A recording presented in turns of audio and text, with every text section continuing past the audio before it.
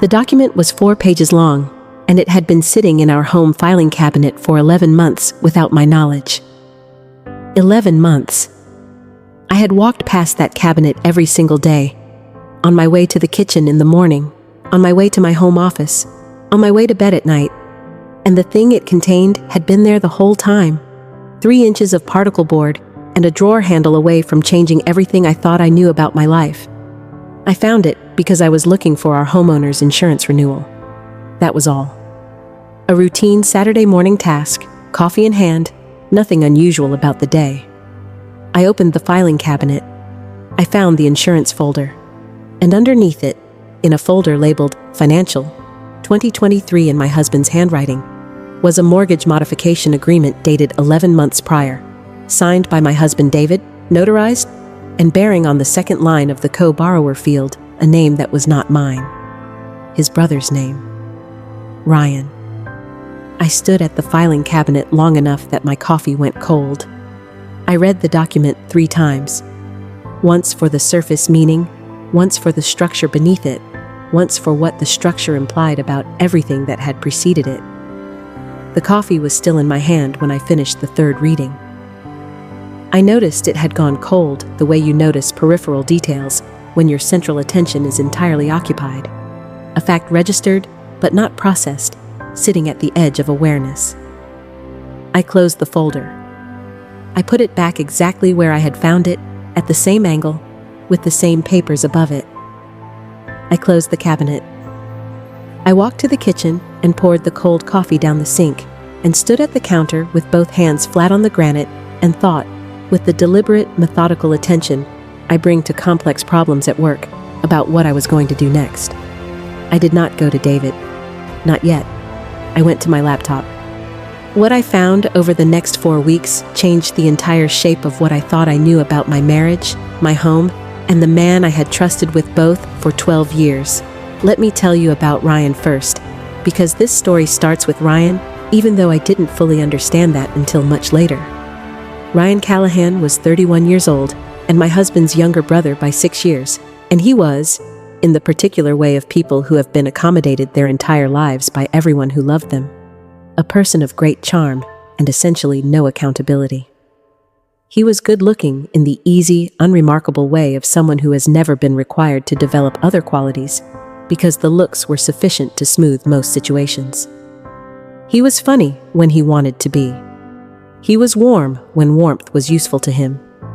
He borrowed things without returning them and made plans he didn't keep, and explained both behaviors with the fluent, practiced ease of someone who had learned early that a well-timed smile and a sincere-sounding apology could resolve almost anything without requiring him to actually change.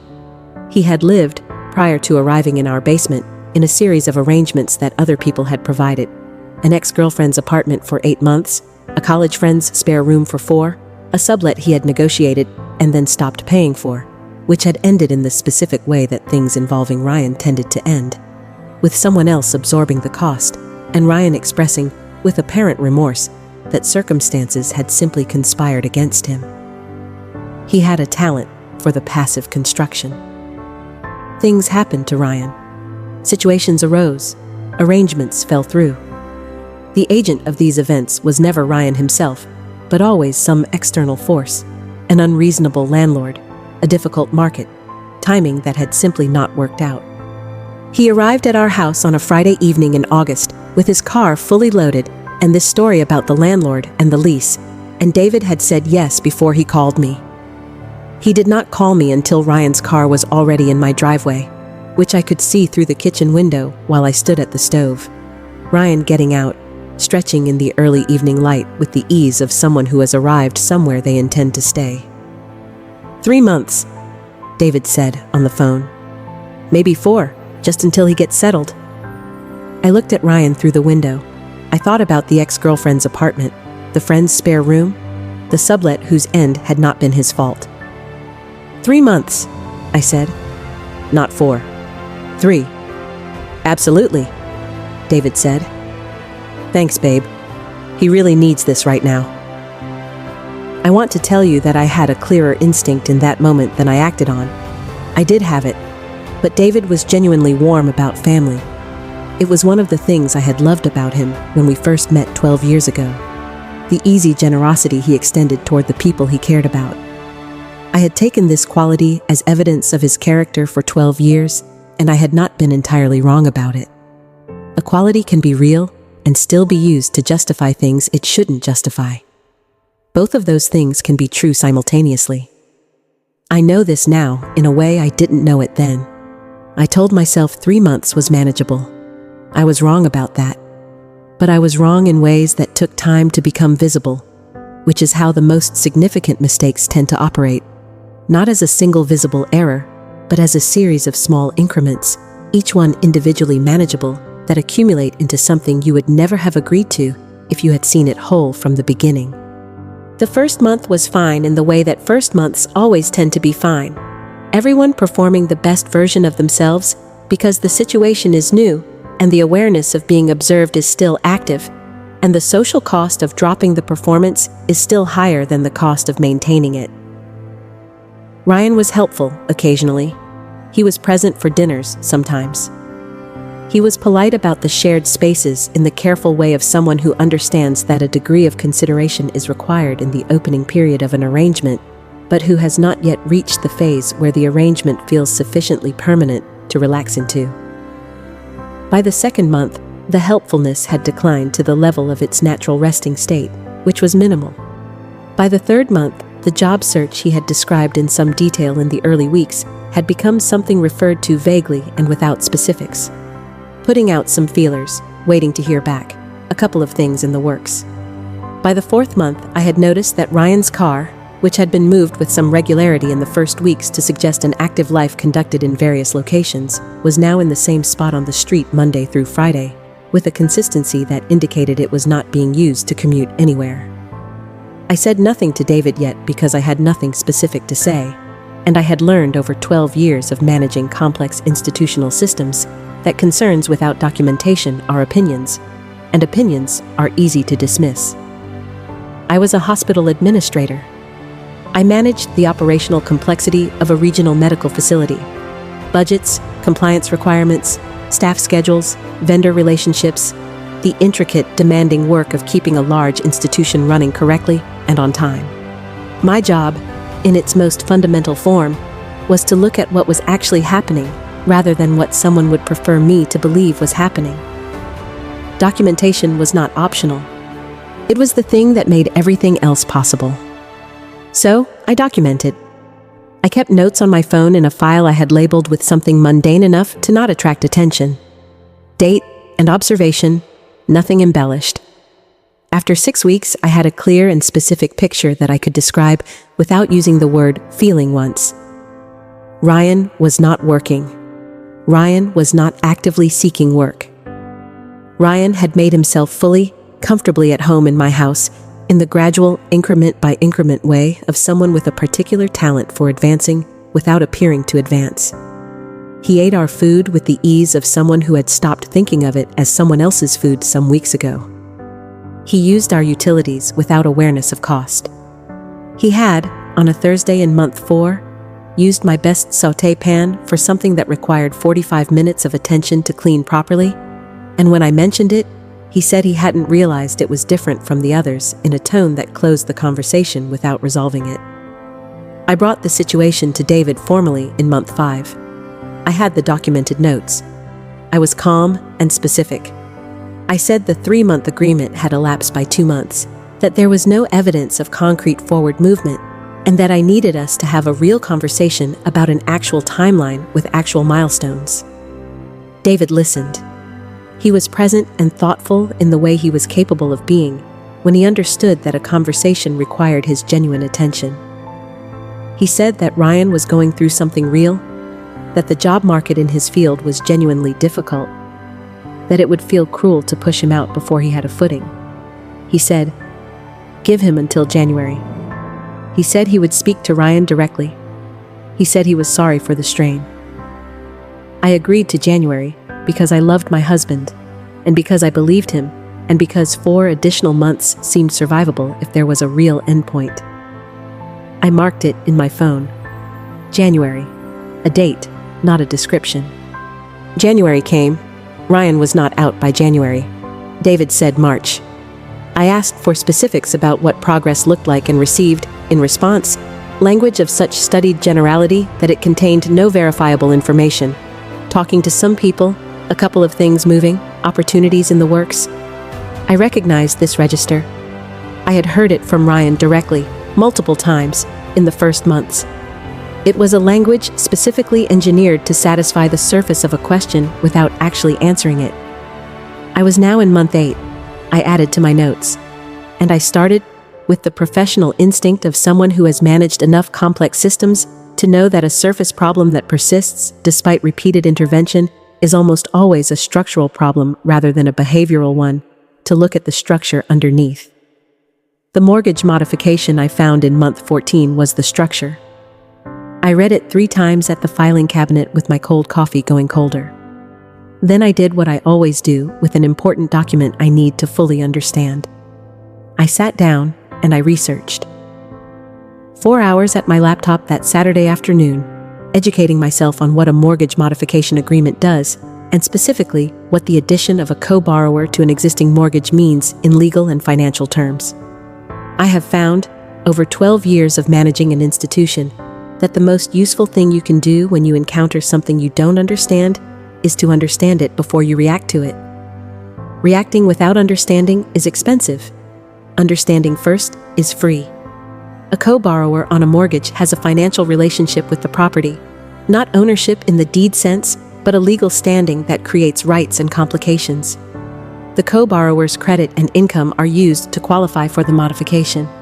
The co-borrower has protections in certain default scenarios. Depending on the specific terms and applicable state law, a co-borrower may have claims that complicate the property's disposition in various circumstances. The modification had been executed 11 months ago, 3 months into Ryan's stay. At precisely the moment when the 3-month agreement I had negotiated had elapsed, and I had been told the timeline needed to extend. I sat with the timing for a long time. I sat with what the timing implied.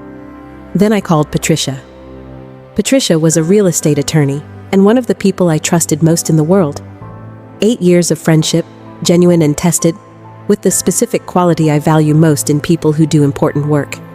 She told you what was actually true rather than what you wanted to hear, and she did it without making you feel that the truth was a judgment. She answered on the 3rd ring. I described what I had found. She listened carefully and then said, before I had finished framing my question, "Before we talk about the modification, I want you to do one thing right now. Pull the property records on your house. County Recorder's database, online, your address. Look at every filing from the last 14 months. Can you do that while we're on the phone?" I could. I pulled up the database while she waited. I typed in our address. I looked at the property records. There was a deed modification filed 8 months ago. It listed the original owners, David Callahan and Claire Donovan Callahan. It added a 3rd party as a joint tenant with right of survivorship, Ryan Michael Callahan. The room was quiet. I was quiet. "There's a deed modification," I said. "Joint tenancy with right of survivorship." Patricia let out a slow, deliberate breath. A joint tenant with right of survivorship has a full, legally recognized ownership interest in the property. This is not a financial relationship. This is ownership. He has the right to occupy, the right to a share of any sale proceeds, and the right to petition for partition, which means he could force a sale even if you object. She paused. "Is your signature on the modification?" I had the PDF open on my screen. 4 pages. I went to the signature page. David's signature. Recognizable, familiar. Ryan's signature.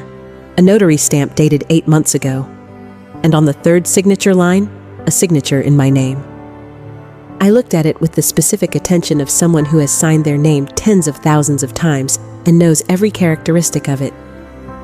I have a very particular signature, developed at 17 and entirely unchanged in 20 years. There are 3 things that are consistent in every sample: the angle of the initial downstroke, the way the loop of the second letter closes, and a specific terminal mark at the end. I looked at the signature on the screen. The general shape was approximately right. Those 3 characteristics were not there. "My signature is on the document," I said. "But it's not mine." 2 seconds of silence. Then Patricia's voice changed, not in volume, but in the specific way of a professional shifting from conversation into action. "Write down, James Okonkwo, forensic document examiner. He is the best I know in this state, and I have worked with him directly. Call him Monday morning, first thing. Do not remove or handle the physical document if you have access to it. Do not alter anything. Do not let David see anything different in how you behave. And I am texting you a name right now. Diana Osei, family law. Call her today, not Monday. Today." I wrote down both names. I looked at the signature on my screen. My name, not my hand. I thought about 11 months of Ryan in my basement, eating dinner at my table, using my good pan, leaving his shoes in the hallway. I thought about David saying 3 months, and then January, and then March. I thought about the filing cabinet that had been 3 feet from my path every day for 11 months. I was not going to be polite about any of this anymore. James Okonkwo's office was on the 2nd floor of a building downtown that also contained a dental practice and an accounting firm. Unremarkable from the outside, which turned out to be entirely beside the point. Inside, his examination room held equipment I had not seen outside of documentary films, and a reference collection organized with the precision of someone who understood that his work stood or fell entirely on the quality of his methodology, and who had built his practice accordingly.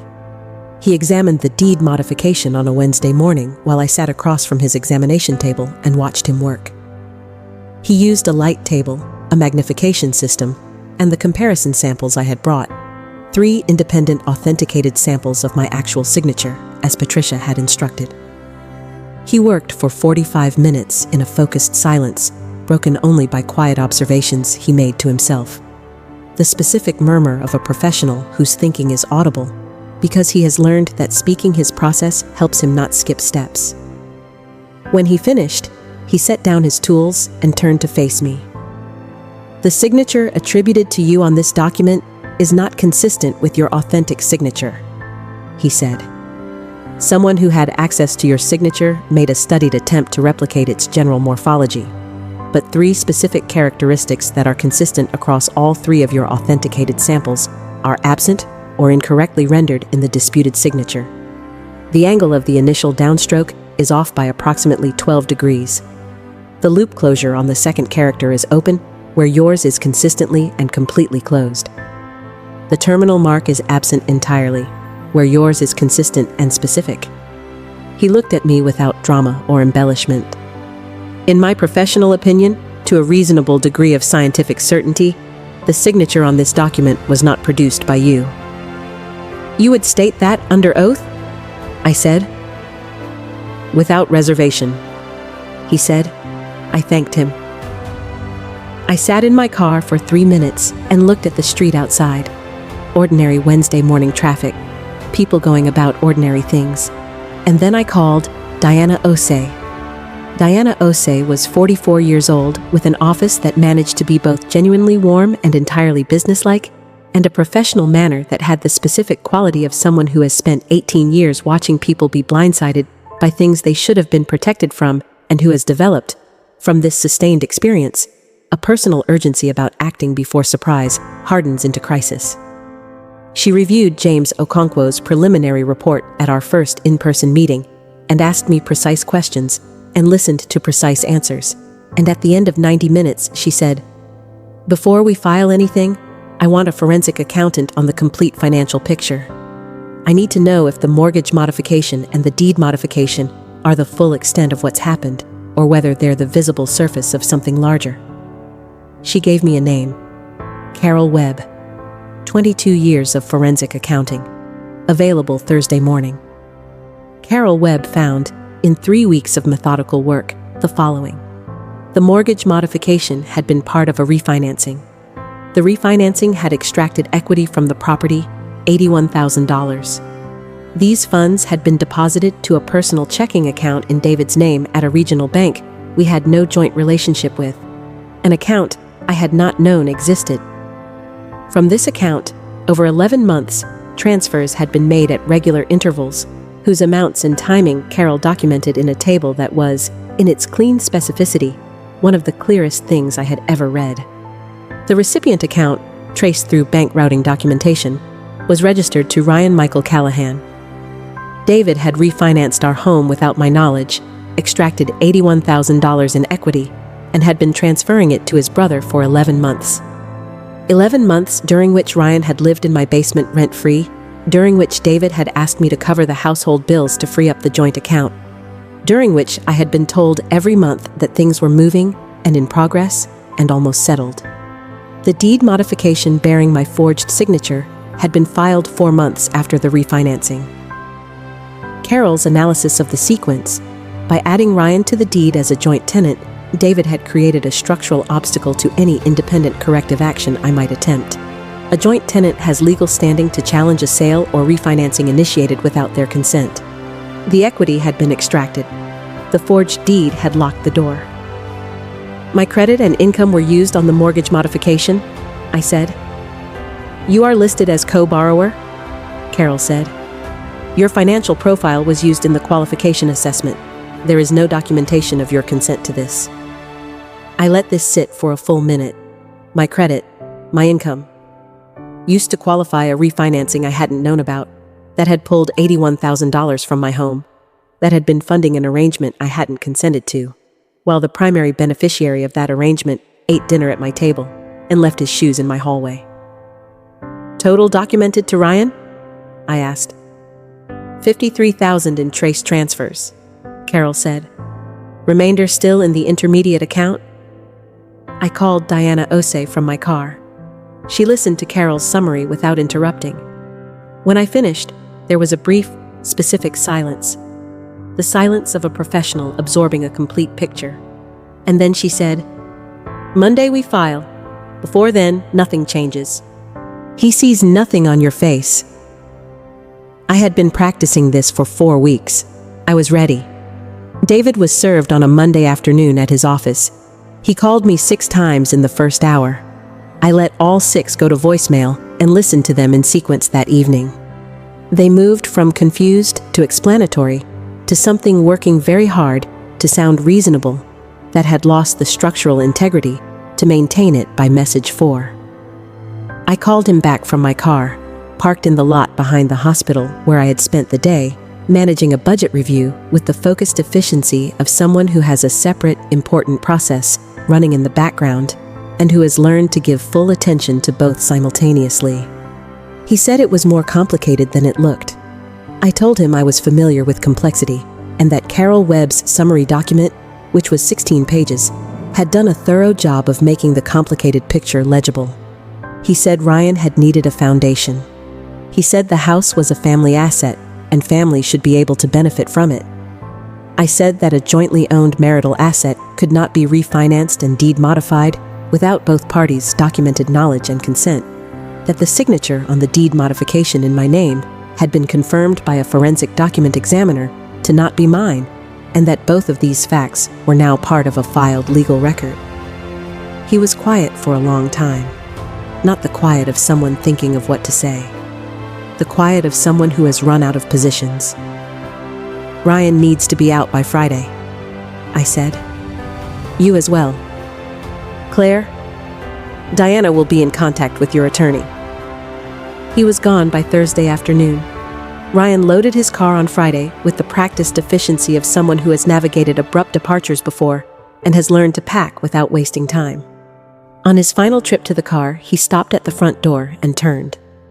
He looked at me for 3 or 4 seconds with an expression I couldn't entirely decode. Something that might have been an opening for a conversation, or might have been the reflex of charm, checking one last time whether there was anything left that might be worked with. Whatever he was looking for, he didn't find it. He went to his car. I closed the door. That was the last time I saw either of them. The legal proceedings lasted 7 months. I want to be honest about those 7 months, because stories that compress the difficult middle into a single sentence do a disservice to what that middle actually requires of you. It was hard in the sustained, unglamorous way of a legal process that moves at its own pace and requires your continuous careful attention, while everything else in your life continues around it at its own pace, indifferent to your circumstances. I worked. I managed the hospital's operational budget through a particularly demanding restructuring period.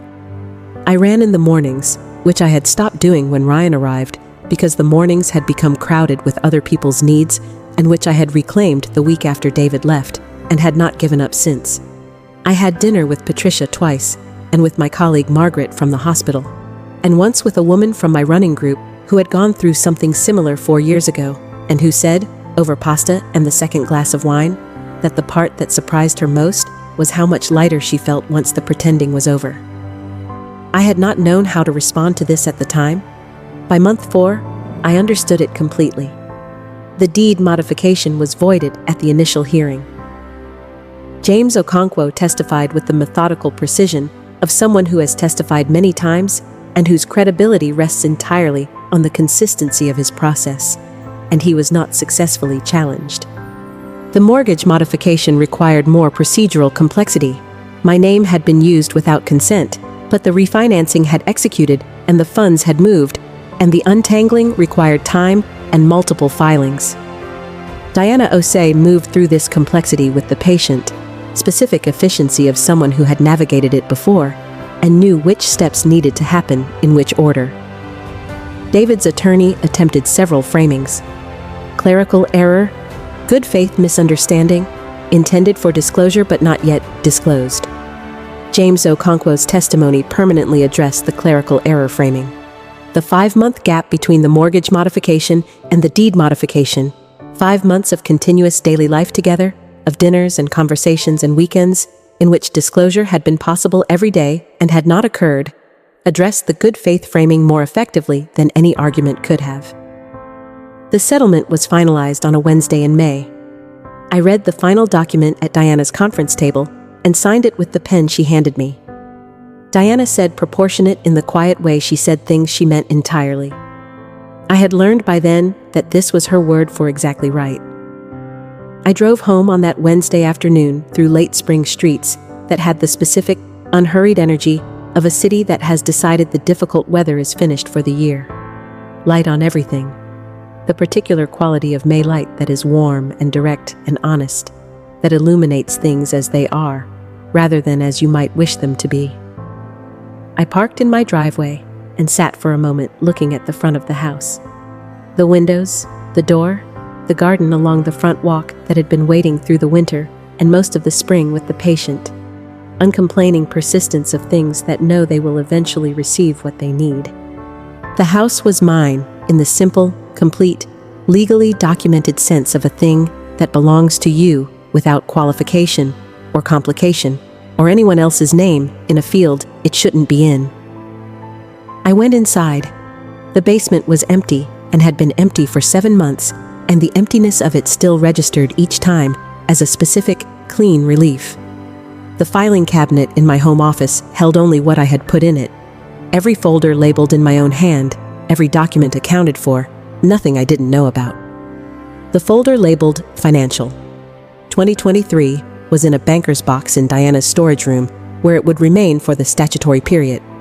I made coffee, sat at the kitchen table, opened my laptop and found the spreadsheet, the one I had built on that first Tuesday evening when I had come home from work and started building the picture with the methodical attention of someone who had decided to understand what she was actually dealing with before she did anything else. The tabs were still there: household impact, account analysis, document timeline, proposal assessment. I added a 5th tab. I looked at the empty grid of it, the clean rows and columns waiting. In the first cell, I typed, current position, post-settlement. I entered the number below it. I looked at the number. It was specific. It was documented. It was entirely and exactly accurate. I closed the laptop. I drank my coffee. The May light was coming in through the kitchen window at the angle it only comes in this month. Warm and direct and specific. The kind of light that has no interest in flattering anything, only in showing it as it is. I called Patricia. She answered on the second ring. "Done?" she said. "Done," A pause, then, "How do you feel?" I looked at the kitchen, the counter where I had stood on that October Saturday, with both hands on the granite and cold coffee, and the beginning of everything. The filing cabinet visible through the open office door. Ordinary handles, ordinary drawer, containing nothing I didn't know about. The garden through the window, patient and waiting in the afternoon. "Clear," I said. She laughed, brief, warm, real. "That's exactly the right answer," she said. We talked for a while. About the case, and then about other things.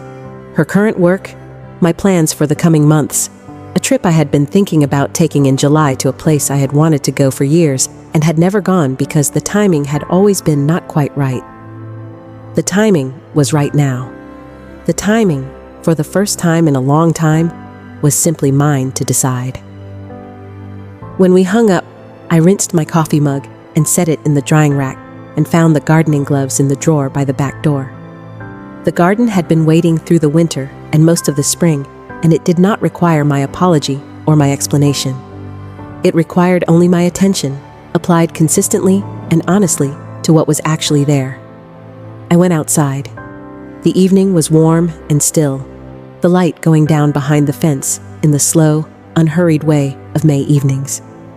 I knelt in the front bed and put my hands in the soil and felt the specific, grounded satisfaction of work that is honest in its requirements and honest in what it returns to you. My father had taught me to garden. He had been a methodical man who believed that the most important thing you could do before you worked any ground was understand what was actually in it. Not what you hoped was there, not what someone had told you was there, but what was actually, verifiably, presently there. He said, "The garden will tell you what it needs if you pay attention." He said this about gardens. He meant it about most things. I had paid attention. I had opened the cabinet. I had read the document 3 times. I had made the calls, built the picture, given it to people who knew what to do with a complete and accurate picture. The ground was mine. The house was mine. Spring had been here for weeks and would continue being here for as long as it lasted. And then summer would come, and I would be in it, present, specific, clear. I worked until the light was gone. Then I stood up and brushed the soil from my gloves and looked at what I had done. The bed was cleared. The ground was turned and ready. Things would grow. I went inside and locked the door behind me. My key, my lock, my house. That was enough. That was, precisely and completely, enough.